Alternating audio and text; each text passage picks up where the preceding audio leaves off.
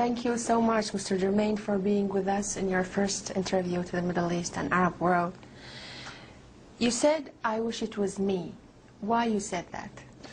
I said that because my brother, I've always been, I felt that his support, his backbone, throughout all the false allegations that were put against him.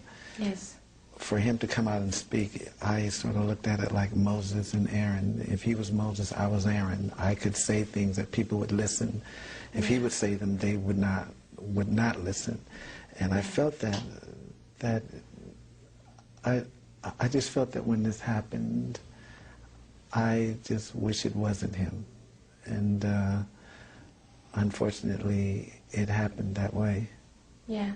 In his book, Michael mentioned that you were so close together, you used to take care of him. You used to walk him to his kindergarten. Tell us about the childhood with your brother. Yes, well, we've always had a connection when we were young in elementary school, and walking into his class and then going to mine. And my father, us being the lead singers in the Jackson 5 way before the success of just around our local home in Gary, Indiana, doing talent shows, and us being the two lead singers, there was all came to Motown Records and had songs like "I Want You Back," ABC, "Stop to Love You," "Say I'll Be There," and on and on. We were always told that we can't stay up too late. My father made us share rooms together because we were the ones that were doing all the lead singing. So our voices had to be rested. Yeah, yeah. What was the last time you saw Michael and you met and you talked together?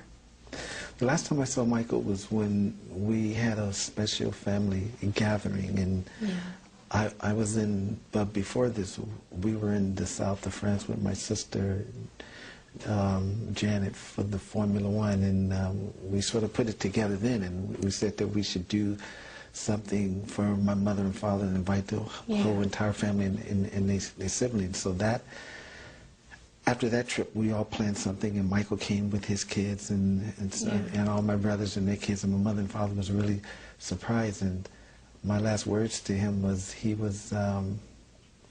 I told him I had admired this song that he was singing and the way he did the backgrounds on it. And he said to me, "Well, that means a lot to me coming from you, Jermain." And then he walked out the door with his kids, because we were finished with that evening, and he said, "I'll see you at the O2 theaters." The shows. So he was happy and excited about this. Very excited, very, very, very excited. How did you find This Is It?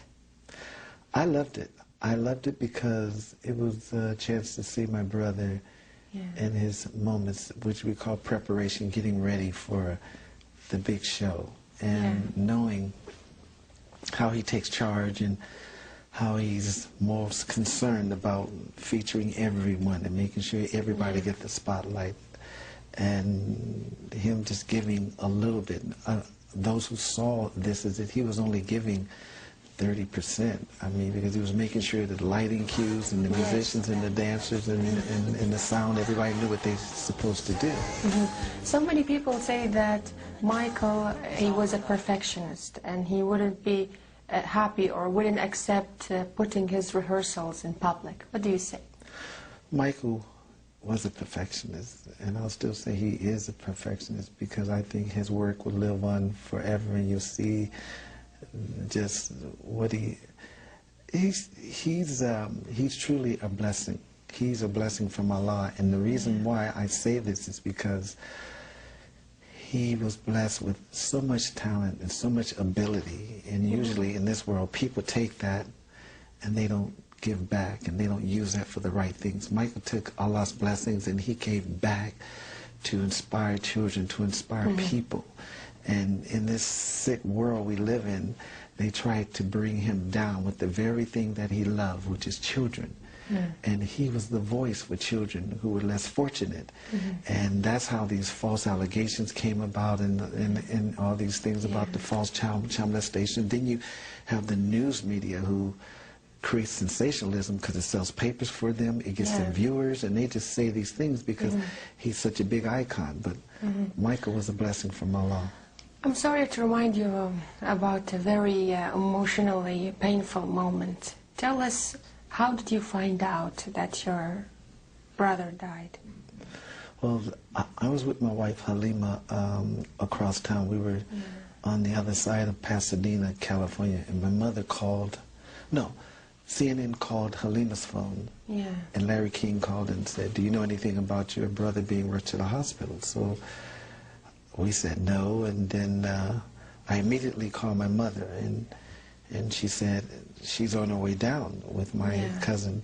And during that process, Janet had called me, and then I spoke to an attorney by the name of Joe Katz, and then I called my mother back, and the most horrible feeling I had when I spoke to her, and I thought it was going to be okay and everything, and I heard her say he's dead, and it was just the most horrifying moment for me. So I bursted out tearing and crying, and so Halima and I, we got in our car and we rushed across town. We were way on the other side of town, and as we got closer to Westwood, where he was at UCLA hospitals, we saw all the helicopters in the sky, and all of Westwood was blocked off and taped everywhere, and they saw my face and they let me in, and immediately when I got there, I was just saying, this can't be, and that's You were able to see him after he died?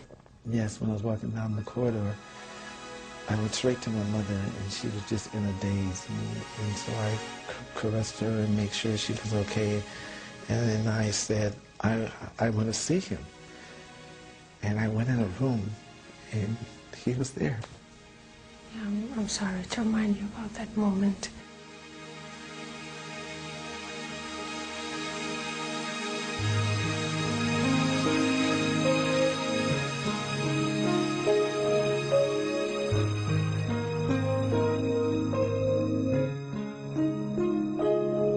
Like a comet blazing across the evening sky,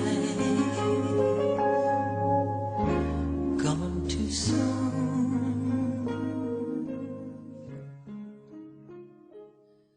Have you ever met Dr. Conrad Murray? I saw the doctor. In that moment, when the doctor came in, he was sitting at the table, frigidly and nervous, and I said to myself, something's wrong. This guy is very, very nervous. He's acting strange. Are you surprised that Conrad Murray is back to his clinic, back practicing medicine? Are you surprised? I'm very, very unhappy with that, and I'll say this. He just took the life of one of the most wonderful human beings, not because of his talent and his artistry, but the person he was, to take Allah's blessings and to not get concerned about homes and cars and this and that, but to give back to people and to inspire. Yeah. That's what hurts. Yeah, it hurts. So, as a family, as a brother, what do you want to see happen to Conrad Murray? What should happen? What do you think? Justice should take its toll, and I think there's an ongoing investigation. And but like I said, everybody that smiles in your face and pats you on your back is not your friend. Yeah. And Michael he never grew up, and he saw love in everyone, and he saw good in everyone, and a lot of people took the advantage of that. Yeah. And someone that was loved by so many, and then you have the media who had a whole nother agenda. And I say that because a lot of things you guys have heard in the Middle East is totally absurd and totally just sensationalism and not the truth. And it starts with all the media outlets in the UK and Europe and Eurovision, Sky Channel, and even a lot of them in the States. And I would say they didn't look at the person in him. It's like in this world, in the Western world, they build you up, then they can't wait to tear you down. Yes. And they found the very thing that he loved, which was children. The reason why he loved children, that was his communication. He used to always say, children are innocent. They don't look at you and want to ask you things to make you feel bad.